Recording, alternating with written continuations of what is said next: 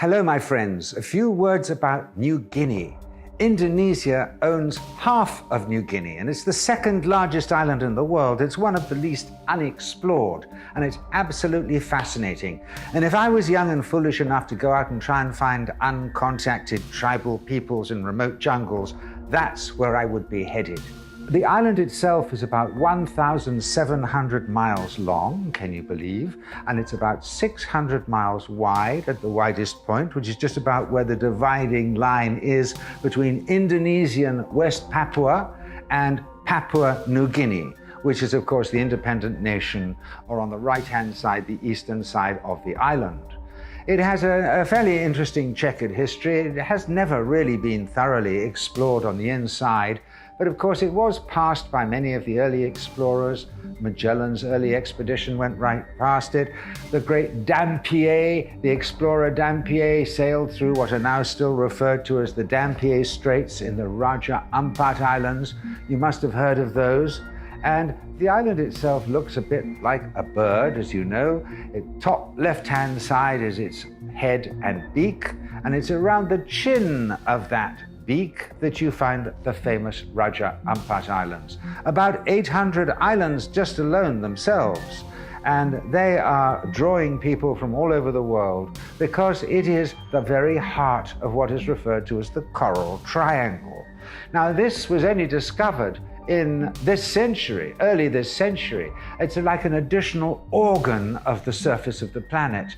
And it's rather fascinating because although it is only 2% of the Earth's surface area, it contains nearly 75% of all known coral species and nearly 40% of all known fish species. So it is, in effect, a womb of species, generation, and diversity, which fills the Indian Ocean and the Pacific with species of fish which get less and less frequent the further you come from the Coral Triangle.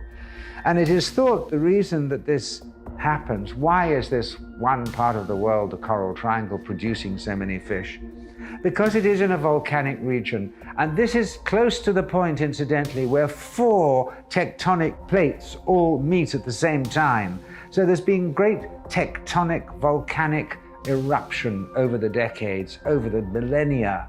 And so it puts great stress on the marine life there. And if they can survive there, they carry on regenerating. So it's as if you can make it in New York, you can make it anywhere. And it has a resistance to the coral there, to coral bleaching, because even the Great Barrier Reef that we all hear about, we were all brought up on as the great hook to the underwater world, is not immune from coral bleaching. But this place certainly is. And if you go there with anybody who really knows about fish, you've got a good chance of finding a new species of fish. This is just to the north, to the heart of the Coral Triangle. But to get back to the first visitors there, it might be recalled that the Asmat tribe, they use white powdered lime in bamboo containers that they throw at what they consider to be evil spirits to get rid of them. And when Captain Cook arrived in 1770 in the Endeavour, he thought that he was actually under fire from cannon, but they were just throwing these things at him. He actually went ashore with 3 other officers, which was very unwise of him, to get fresh water, and quickly was met by 4 ferocious, unfriendly-looking Asmat, and they realized that this wasn't a good idea to look for water there, so they made their way back to the ship as soon as they could, and as they did that, they were suddenly chased by 40 war canoes.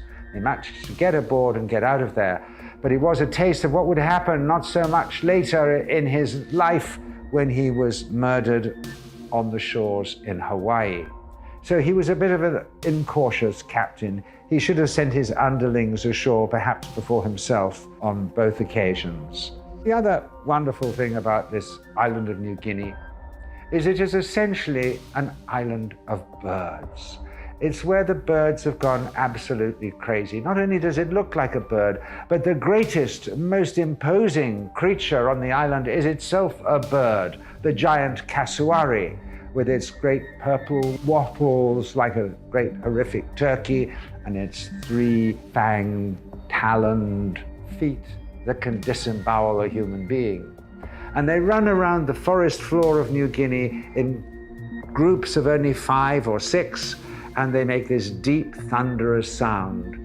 But it is also here in New Guinea that the birds have taken off and become birds of paradise, which means that they are exhibiting far more wonder and beauty and aesthetic evolutionary sense and complexity than is required to strictly mate.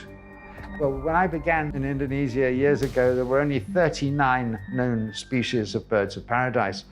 We're now up to 45, and all of them live in or on neighboring islands around New Guinea. They have only recently been filmed, not just photographed, and it is discovered how, in fact, in their mating dances, they perform these complex maneuvers that have all sorts of effects of light and feathers that attract their opposite of number. So why are these birds of paradise so magnificent? It's because the lady birds of paradise, who don't look that good, demand as much. For it is their requirements for the best and most interesting aesthetic sense that makes them choose the males. So this wonderful complexity and beauty of the male birds of paradise is driven by the requirements of the female birds.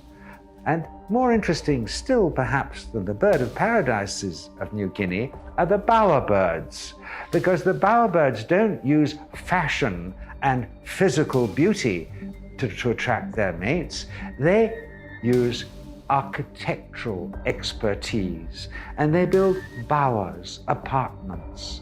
And some of them are very complex and use the old techniques of perspective, big stones in the front, smaller stones at the back.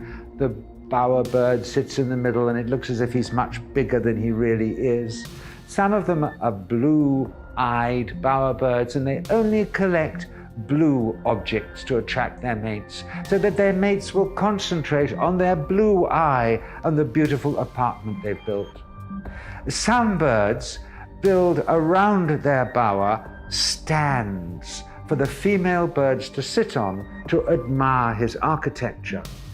And some of these birds decorate their bowers with luminous mushrooms that glow blue in the dark. So long after all the other birds have gone to bed and it's got dark, this guy still has female birds admiring his bower decorated with blue mushrooms. So this is an extraordinary powerhouse of strange discoveries in the natural world. And who would think, for a start, that all these birds have probably flourished because the largest carnivorous mammal on the whole island of New Guinea, which is the second largest island in the world, is a cat-sized bronze quoll, which is an Australian thing. And of course it is in Australasia, it is part of the original, well, it is part of the continental plate of Australia, so you have a few other strange little creatures there in addition to the quoll. Instead of monkeys taking over that niche of trees as they have elsewhere in the world, they're tree kangaroos, specialized for climbing. And also you have monotremes, as you find in Australia, which are mammals that lay eggs. You've got 2 types of echidna, or spiny anteaters. One of them is found in Australia, the short-nosed one, but you find both the short-nosed and the long-nosed one in New Guinea, which is the rarest dog in the world, which is called the New Guinea singing dog. And these things have flexible ankles, so they can also climb the trees and hunt the tree kangaroos in them. And one of the strange things is they're absolutely silent unless a pile of them get together. Once you get more than a critical amount, they all begin making not a howl, but an extraordinary singing sound that was reportedly echoing through the mountains, the Foggia Mountains of New Guinea, until as recently as the 1960s. We don't know if they're still there. They might have become extinct. but it is a massive, extraordinary island which isn't that easy to explore as a regular tourist. The only way really you can do that is on a liveaboard in the Raja Ampat Islands, which will give you a taste for the size and wonder and complexity of what awaits the intrepid explorer in West Papua, Indonesian New Guinea.